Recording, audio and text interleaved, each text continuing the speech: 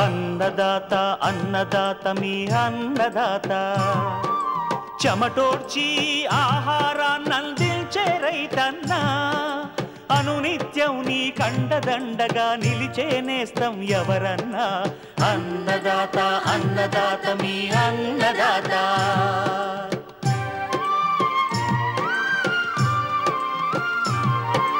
నూతన రీతుల సాగుబడికి నూరింతలు పెరిగే దిగుబడికి సూచనలిచ్చే సస్య రక్షణకు పశు పోషణకి శాస్త్ర విజ్ఞానం అందించి ముందుకు నడిపే తెలుగు రైతు భారతదేశానికి మకుటం అయ్యేలా తీర్చిదిద్దే ఆశయంతో మిమ్ము మేలు కొలిపేది అన్నదాత అన్నదాత అన్నదాత మీ అన్నదాత అన్నదాత అన్నదాత మీ అన్నదాత.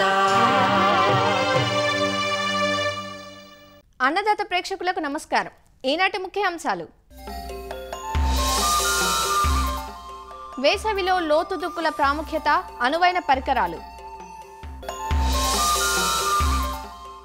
నిమ్మలో బంకకారు తెగులు నివారణ, పశువుల్లో లంపీ స్కిన్ వ్యాధి నివారణకు చేపట్టాల్సిన చర్యలు, వాతావరణ ఆధారిత వ్యవసాయ సూచనలు.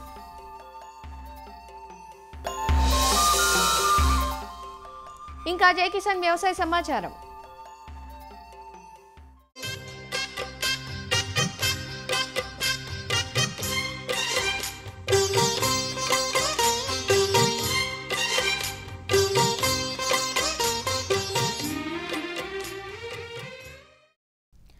ఉభయ తెలుగు రాష్ట్రాల్లో సాగయ్యే పండ్ల తోటల్లో మామిడి తర్వాతి స్థానం ఆక్రమించింది చీనీ నిమ్మ.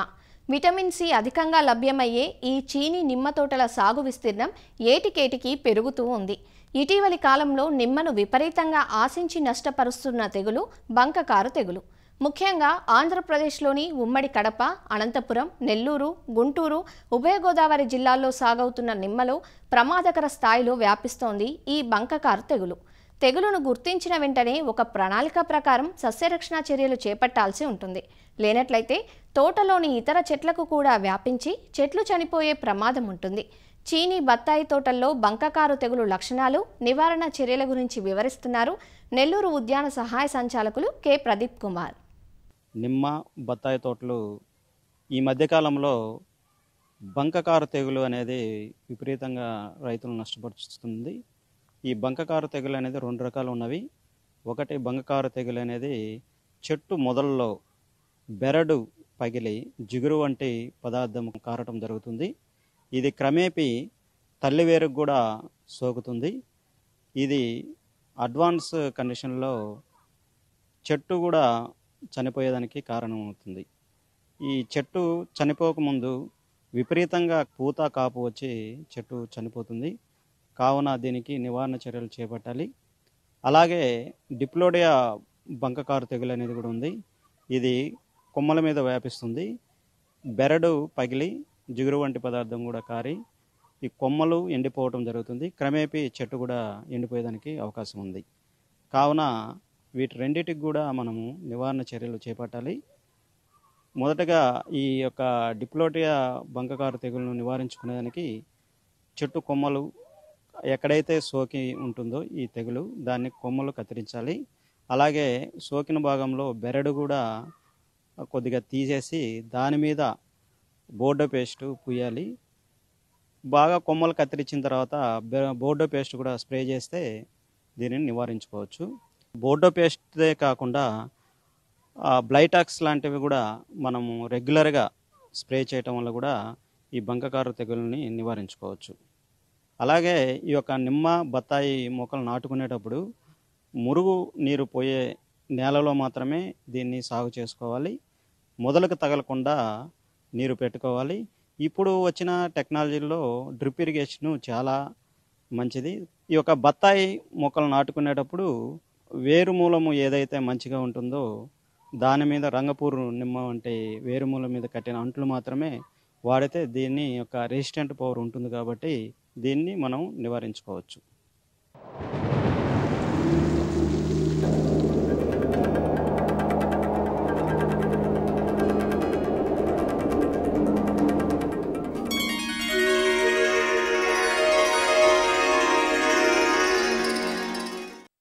ప్రస్తుతం ఉన్న వాతావరణ పరిస్థితుల్లో పంటల సాగు సస్యరక్షణకు సంబంధించిన సూచనలను ప్రొఫెసర్ జయశంకర్ తెలంగాణ రాష్ట్ర వ్యవసాయ విశ్వవిద్యాలయం వారు రైతులకు ఇలా అందిస్తున్నారు.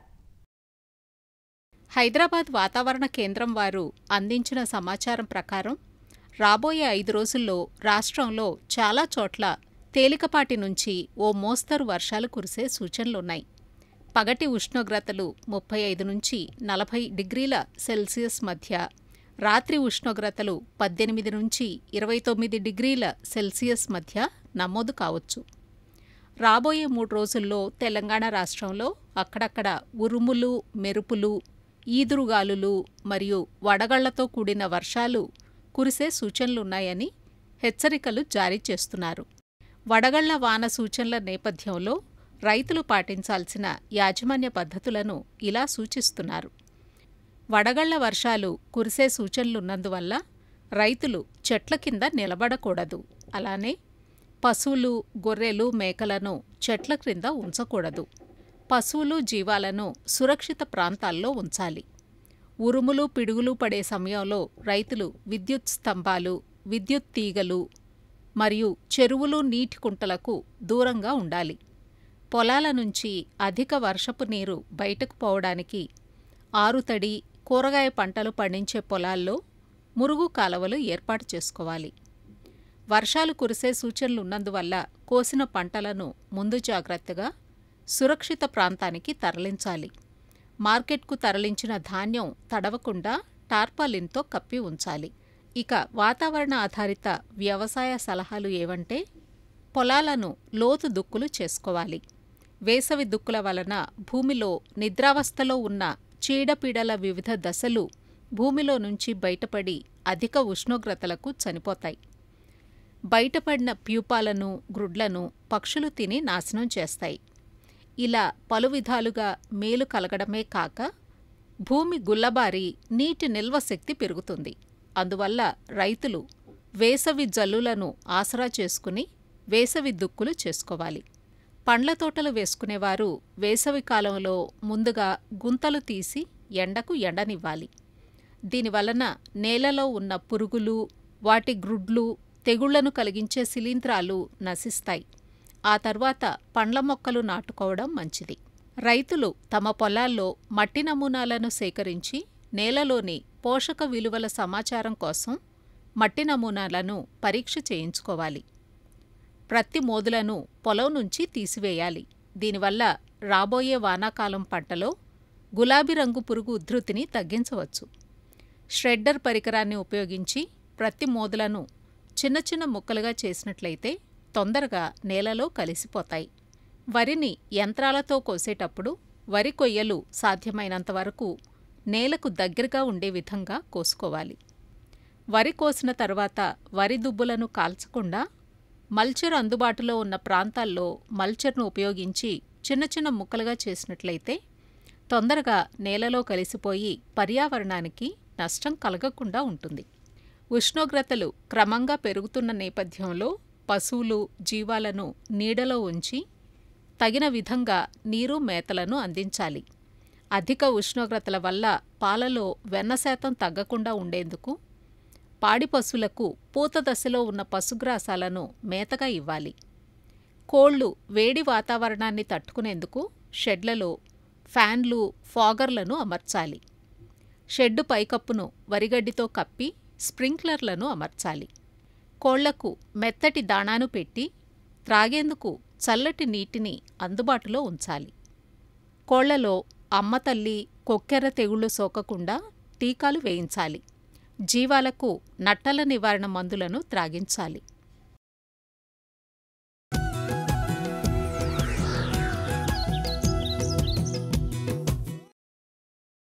పంట భూములను వేసవిలో లోతుగా దున్నటాన్ని లోతు దుక్కులు అంటాం. ప్రత్యేకమైన పనిముట్లు ఉపయోగించి నేలను వాలుకు అడ్డంగా లోతుగా దున్నుకోవడం వల్ల చాలా ప్రయోజనాలు ఉంటాయి. పంటల సాగుతో గట్టిపడ్డ భూమి పైపొరలను తెరవడంతో పాటు లోతుగా దుక్కి చేయడం వల్ల లోపలి మట్టి పొరలు బాగా వదులవుతాయి. అంతేకాకుండా నేల లోపల ఉన్న నులిపురుగులు, చీడలు వంటివి బయటకి వచ్చి వేసవి ఎండవేడికి చనిపోతాయి. వేసవి దుక్కుల వల్ల చాలా ప్రయోజనాలున్నాయి. అసలు వేసవి దుక్కులను ఎలా చేసుకోవాలి, ఏ ఏ పరికరాలు ఉపయోగించాలి, వేసవి దుక్కుల వల్ల ప్రయోజనాలేంటి అనే వివరాలను ఈరోజు అన్నదాతలో తెలుసుకుందాం. సాధారణంగా ఏప్రిల్ మే మాసాల్లో అడపాదడపా వర్షాలు కురుస్తూ ఉంటాయి. ఈ వర్షాలు కురిసినప్పుడు భూమిని లోతుగా దుక్కులు చేసుకోవాలి.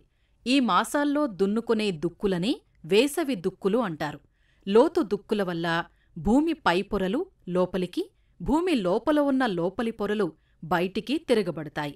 వేసవిలో లోతు దుక్కులు ఎలా చేయాలో, వాటి వల్ల కలిగే ప్రయోజనాలేంటో ఇప్పుడు తెలుసుకుందాం.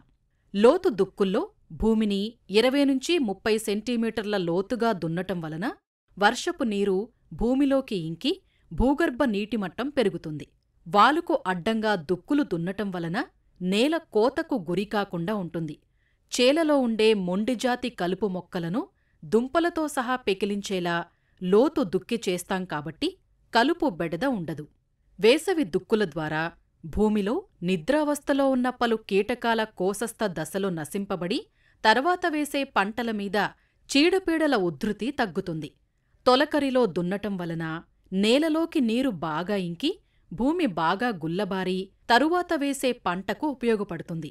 పంట మొక్కల వేర్లు లోనికిపోయి తేమను, పోషకాలను ఎక్కువ శాతం అందుకుని దిగుబడులు, నాణ్యత పెరుగుతాయి. వేసవిలో దున్నటం వలన గత పంటకు చెందిన ఆకులు, చెత్త నేలలో కలిసి సేంద్రియ పదార్థంగా మారుతాయి.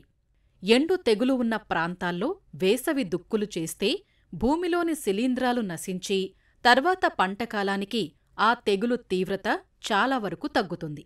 ముందుగానే దుక్కి చేసుకోవటం వలన వర్షాలు కురవగానే ఖరీఫ్ పంటలను సరైన సమయంలో వేసుకోవచ్చు. మెట్ట భూముల్లో సాధారణంగా ఎర్ర నేలల్లో లోపల గట్టి పొర ఏర్పడటం వల్ల వేరు వ్యవస్థ సరిగా ఉండదు.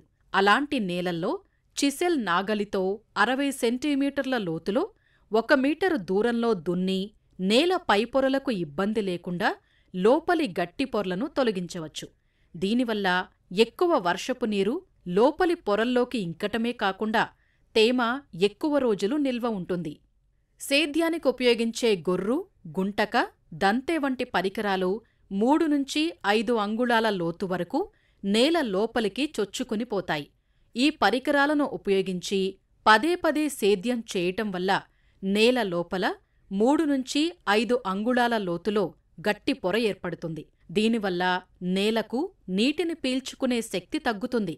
మొక్కల వేర్లో లోనికి చొచ్చుకుని పోలేక భూమి లోపలి పోషక పదార్థాలు, నీరు, ఇతర ఖనిజ లవణాలను పొందలేవు. దీంతో పంటలు ఆరోగ్యంగా పెరగక దిగుబడి తగ్గే అవకాశం ఉంటుంది. అందువలన లోతు దుక్కులు చేసుకోవాలి. సాధారణంగా తేలికపాటి నేలల్లో 1-2 సార్లు దున్నితే సరిపోతుంది. ఒకవేళ పొలంలో కలుపు మొక్కలు, అంతకుముందు వేసిన పంట యొక్క అవశేషాలు ఉన్నట్లయితే కనీసం 3 దఫాలైనా దున్నాలి. వేసవి దుక్కులు చేసేందుకు పెద్ద మడక, ఎంబీ నాగలి, ఉక్కు నాగలి, సబ్ సాయిలర్ వంటి ప్రత్యేకమైన పరికరాలను ఉపయోగించాలి.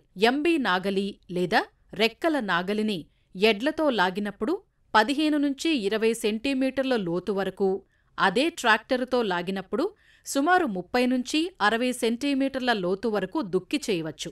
దీనితో దున్నినప్పుడు నాగలి ముందరి కర్రు భాగం నేలలో నిర్దేశించిన లోతుకు దిగి ఆపైన మట్టి పెళ్లలను సమర్థంగా భూమి నుంచి వేరుచేసి ఆ మట్టి పెళ్లలను పూర్తిగా తిప్పి పక్కకు వేస్తుంది. కలుపు బెడద అధికంగా ఉండి పంట అవశేషాలున్న పొలాల్లో, మెట్ట ప్రాంతాల్లో పచ్చిరొట్ట పైర్లను పెంచి భూమిలో కలియదున్నాల్సి వచ్చినప్పుడు, తేమ చాలా తక్కువగా ఉన్నప్పుడు ఈ రెక్క నాగలి సాయంతో మంచి ఫలితం పొందవచ్చు. గంటకు 1/2 ఎకరం నుంచి 3/4 ఎకరం వరకు ఈ నాగలిని ఉపయోగించి దున్నుకోవచ్చు. డిస్క్ లేదా పళ్ళెపు నాగలిలో 2 లేదా 3 పళ్ళాలను ప్రత్యేక రీతిలో విడివిడిగా తిరిగేందుకు వీలుగా ఒక చట్రానికి అమర్చి నేలను దున్నడానికి అనుగుణంగా ఉంటుంది.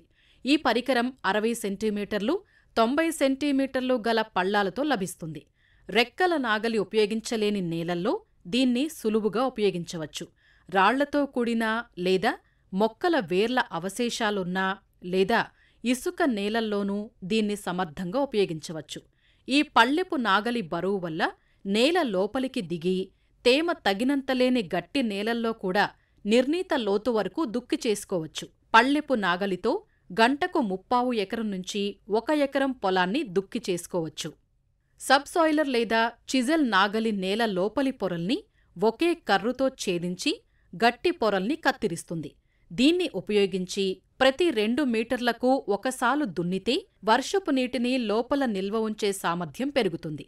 భూమి లోపల కొత్త మట్టిని పాత మట్టితో కలిపినందువల్ల కావలసిన పోషకాలు మొక్కలకు లభిస్తాయి. సబ్సాయిలర్తో నేలలో 60 నుంచి 70 సెంటీమీటర్ల లోతు వరకున్న గట్టి పొరలను ఛేదించి దుక్కి చేయవచ్చు. ప్రతి 3 ఏళ్లకు ఒకసారి పొలంలో 2 మీటర్లకు ఒక సాలు చొప్పున సబ్సాయిలర్తో లోతుగా దున్నితే నీటిని నిల్వ చేసుకునే సామర్థ్యం పెరుగుతుంది. విత్తిన పైర్లకు బెట్ట పరిస్థితుల్లో తేమను అందించి బెట్టకు గురికాకుండా కొంతకాలం కాపాడుతుంది. ఇలా ప్రతి 2 ఏళ్లకు ఒకసారి ఈ లోతు దుక్కులు చేసుకోవటం వల్ల మంచి ప్రయోజనాలను పొందవచ్చు.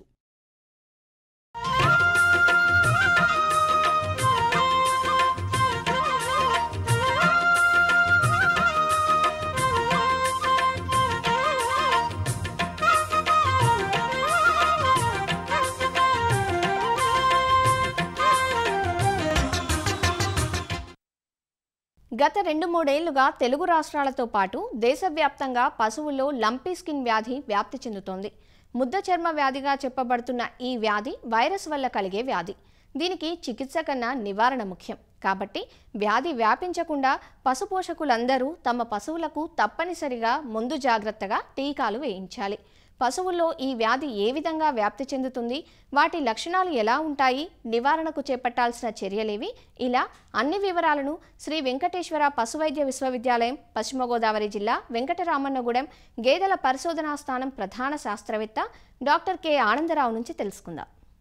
ఉత్తర కోస్తా రాయలసీమ జిల్లాలో ఈ యొక్క ఆవులు అంటే వైట్ క్యాటిల్ అంటే ఆల పశువులు చాలా ఎక్కువగా మనకు కనిపిస్తాయి. గత 2 సంవత్సరాల నుండి ఈ లంపీ స్కిన్ డిసీజ్ అనేటటువంటిది ఉధృతంగా వ్యాపించింది. పశుసంవర్ధక శాఖ సకాలంలో టీకాలు వేసి వ్యాధిని అదుపులో ఉంచడం అనేది జరిగింది. అయినప్పటికీ కూడా అక్కడక్కడ ఆల పశువుల్లో ఈ వ్యాధి అనేది కనిపించడం జరుగుతుంది.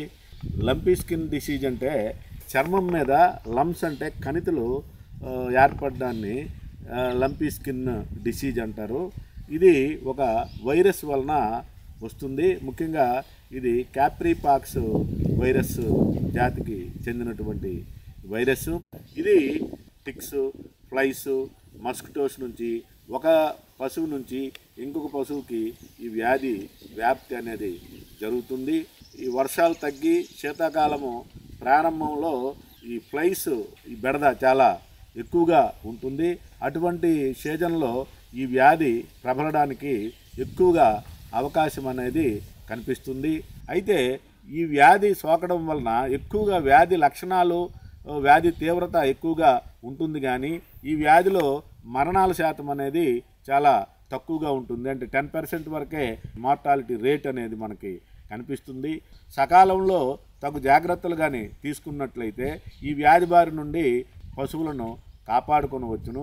అయితే ఈ వ్యాధి లక్షణాలు ఏ రకంగా ఉంటాయి? వ్యాధి సోకినటువంటి 4 నుంచి 14 రోజుల లోపల ఈ వ్యాధి లక్షణాలు అనేవి మనకు కనిపిస్తాయి. తీవ్రమైనటువంటి జ్వరం రావడము, జ్వరం తగ్గే కొలది వీటికి చర్మం మీద కణతలు అనేవి కనిపిస్తాయి. ఈ కణతలు అనేవి చర్మం మీద 5 సెంటీమీటర్ల మందంలో గుండ్రంగా గట్టిగా ఏర్పడతాయి. ఈ కణతలు ముఖ్యంగా పొట్ట భాగంలోనూ కనిపిస్తాయి, అలాగే పొదుగు పైన కనిపిస్తాయి. అలాగే శరీరంలో 1 గంట 2 గంటల వ్యవధిలో 100 నుంచి 200 కణితులు కూడా ఏర్పడడానికి వ్యాధి తీవ్రత బట్టి అవకాశము ఉంటుంది. యభమేజంలో ఈ కణితులు ఏర్పడతాయి, డైజెస్టివ్ సిస్టము ఇబ్బంది అవుతుంది. అదేవిధంగా ట్రేకియాలో ఏర్పడి శ్వాస వ్యవస్థ అనేది ఇబ్బంది కలుగుతుంది.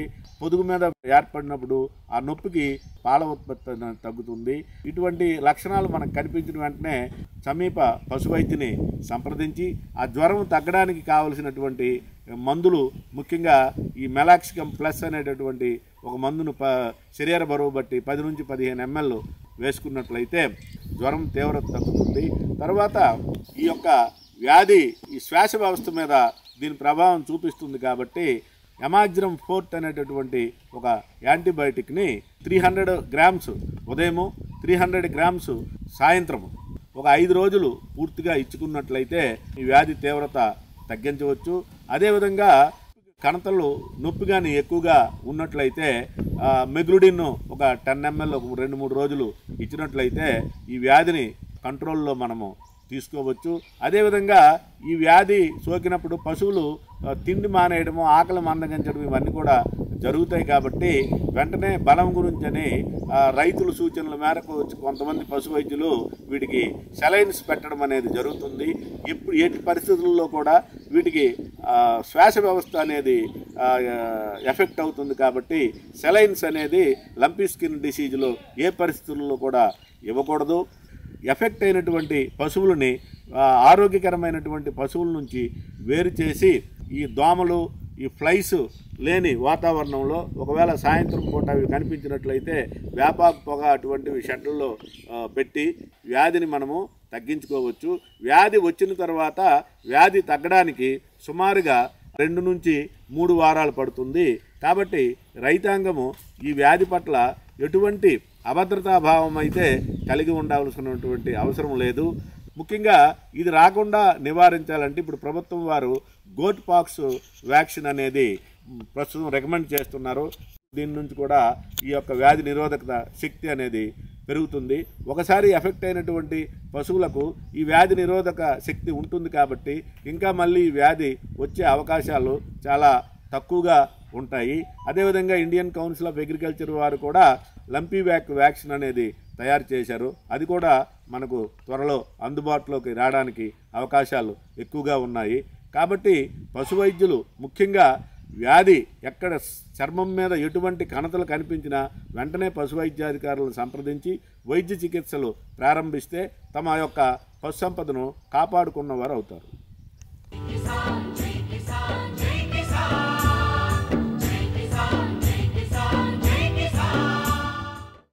వ్యవసాయ సమాచారం ఇప్పుడు జై కిసాన్లో చూద్దాం.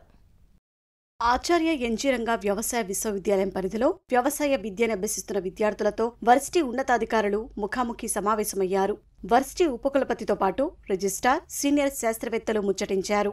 విద్యార్థుల క్షేత్రస్థాయి అనుభవాలను వీసీ అడిగి తెలుసుకున్నారు.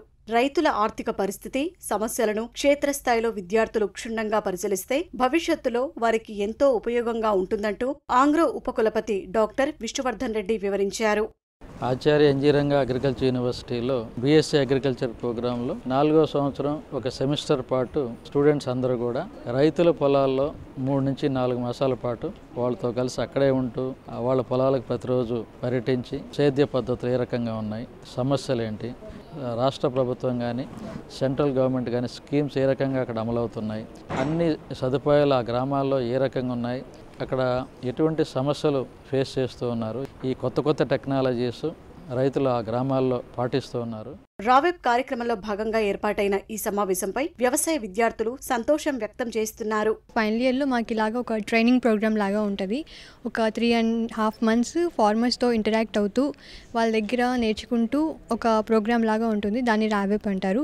సో ఇప్పుడు రావెబ్ ప్రోగ్రామ్ భాగంగా వైస్ ఛాన్సలర్ గారు ఫస్ట్ టైం మాతో ఇలాగా ఇంటరాక్ట్ అవ్వడం చాలా హ్యాపీగా ఉంది. మా నుంచి సజెషన్స్ తీసుకొని ఏమన్నా యూనివర్సిటీకి ఇంప్లిమెంట్ అయ్యేలాగా యూనివర్సిటీకి యూజ్ అవుతాయో అని మా దగ్గర నుంచి కనుక్కోవడం. So it is very crucial. VC sir interaction జరిగింది మాతో. This is our first time interacting with a person like him. మేము మా దగ్గర నుంచి సజెషన్స్ తీసుకొని మా అందరితో మాట్లాడించి మా ఫార్మర్స్తో ఇంటరాక్ట్ అయ్యి అండ్ మా స్టాఫ్తో ఇంటరాక్ట్ అయ్యి సో మా ప్రాబ్లమ్స్ అన్నీ తెలుసుకొని రావెల్లో మేము ఫేస్ చేస్తున్న సిచ్యువేషన్స్ అన్నీ తెలుసుకొని ఆయన సజెషన్స్ ఇవ్వడం అండ్ మా సజెషన్స్ని తీసుకోవడం అండ్ నెక్స్ట్ ఇంప్లిమెంట్ చేస్తామని చెప్పడం చాలా హ్యాపీగా ఉంది. వ్యవసాయ విద్యార్థులకు గ్రామీణ పని అనుభవం భవిష్యత్తులో ఇతోధికంగా ఉపకరిస్తుందని విశ్వవిద్యాలయం శాస్త్రవేత్తలు చెబుతున్నారు. మరిన్ని విభిన్న అంశాలతో రేపటి అన్నదాతలో మళ్ళీ కలుసుకుందాం. అంతవరకు సెలవు. నమస్కారం. అన్నదాతలు తమ సందేహాలు, సమస్యలను 1800-425-4085 టోల్ ఫ్రీ నెంబర్లో ఉదయం 10 గంటల నుంచి 11 గంటల మధ్య పని దినాల్లో సంప్రదించగలరు. ఈ కార్యక్రమాన్ని ఈటీవీ విన్ మొబైల్ యాప్లోనూ వీక్షించండి.